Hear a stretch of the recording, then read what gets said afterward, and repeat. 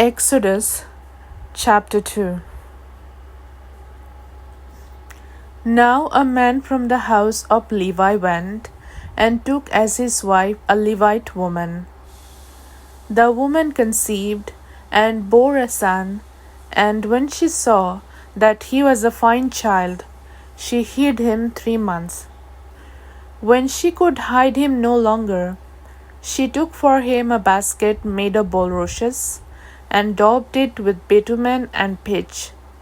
She put the child in it and placed it among the reeds by the river bank. And his sister stood at a distance to know what would be done to him. Now the daughter of Pharaoh came down to bathe at the river, while her young women walked beside the river. She saw the basket among the reeds and sent her servant woman, and she took it.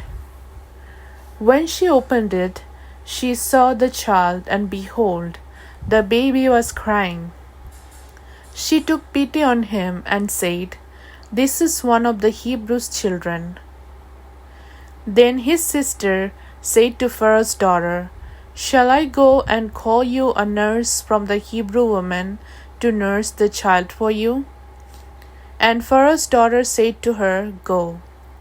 So the girl went and called the child's mother. And Pharaoh's daughter said to her, "Take this child away and nurse him for me, and I will give you your wages." So the woman took the child and nursed him. When the child grew older, she brought him to Pharaoh's daughter, and he became her son. She named him Moses because she said, "I drew him out of the water." One day, when Moses had grown up, he went out to his people and looked on their burdens, and he saw an Egyptian beating a Hebrew, one of his people. He looked this way and that, and seeing no one, he struck down the Egyptian and hid him in the sand. When he went out the next day, behold, 2 Hebrews were struggling together. And he said to the man in the wrong, "Why do you strike your companion?" He answered, "Who made you a prince and a judge over us? Do you mean to kill me as you killed the Egyptian?" Then Moses was afraid and thought, "Surely the thing is known." When Pharaoh heard of it, he sought to kill Moses. But Moses fled from Pharaoh and stayed in the land of Midian, and he sat down by a well. Now the priest of Midian had 7 daughters, and they came and drew water and filled the troughs to water their father's flock. The shepherds came and drove them away, but Moses stood up and saved them and watered their flock.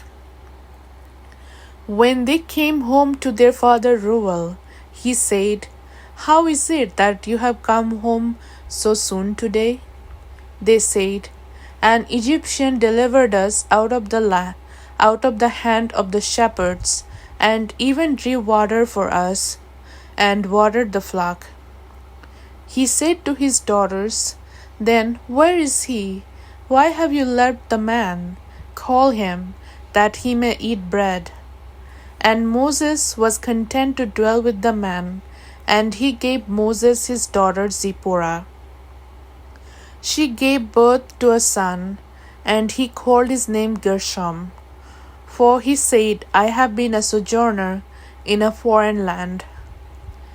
During those many days, the king of Egypt died, and the people of Israel groaned because of their slavery and cried out for help. Their cry for rescue from slavery came up to God, and God heard their groaning, and God remembered his covenant with Abraham, with Isaac, and with Jacob. God saw the people of Israel, and God knew